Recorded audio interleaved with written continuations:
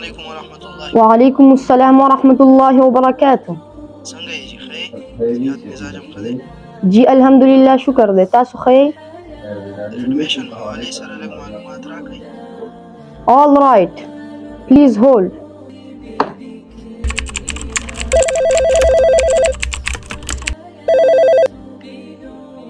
Please hold.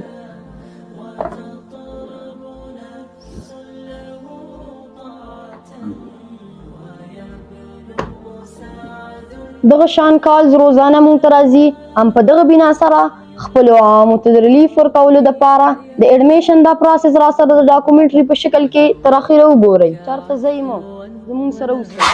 हम कोशिश करेंगे कि इस डॉक्यूमेंट्री के जरिए आप लोगों को वो सब कुछ दिखाए सके जिससे आप लोग अभी तक बेखबर हो. तो आइए जानते हैं. د الله تعالی په فضل کرم سره جامعه دارالعلوم محمودیه د تیرو ډیرو کلونو نه د دیني علومو ښودلو کې مصروفه ده.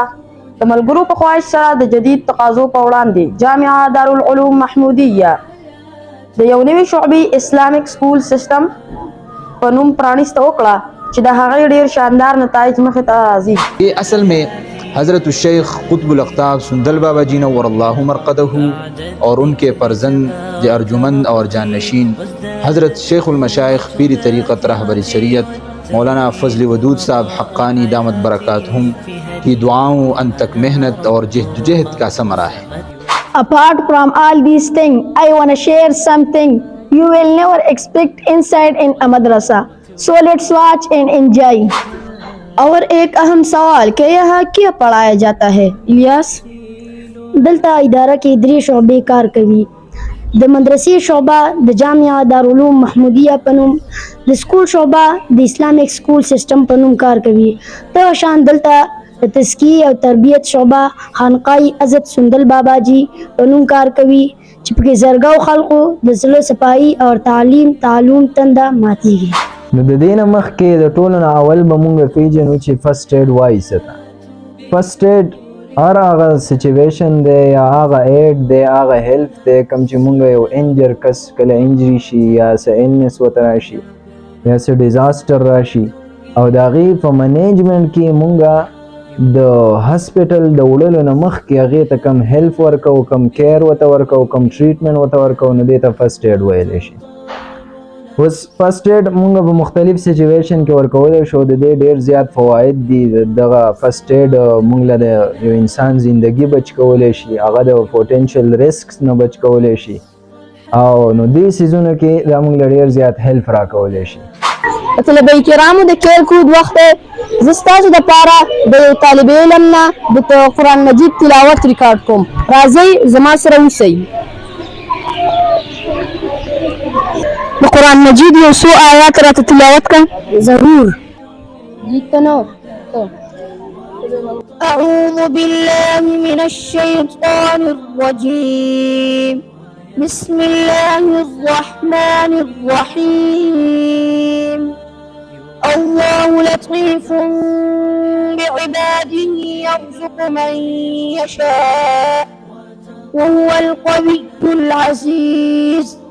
من كان يريد حرث الآخرة نزد له في حرثه ومن كان يريد حرث الدنيا نؤته منها وما له في الآخرة من نصيب. أم لهم شركاء شرعوا لهم من الدين ما لم يأذن به الله ولولا كلمة الفصل لقضي بينهم وإن الظالمين لهم عذاب أليم.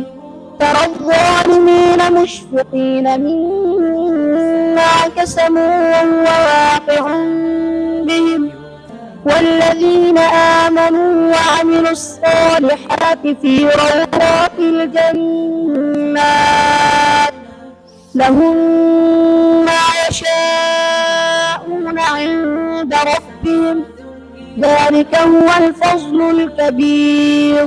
دلته د طلبه کرامو د دواړو سیکشنو پوره ریکارډ مرتب کیږي چې په مختلف اوقاتو کې د هغې والدینو ته لیږلی شي.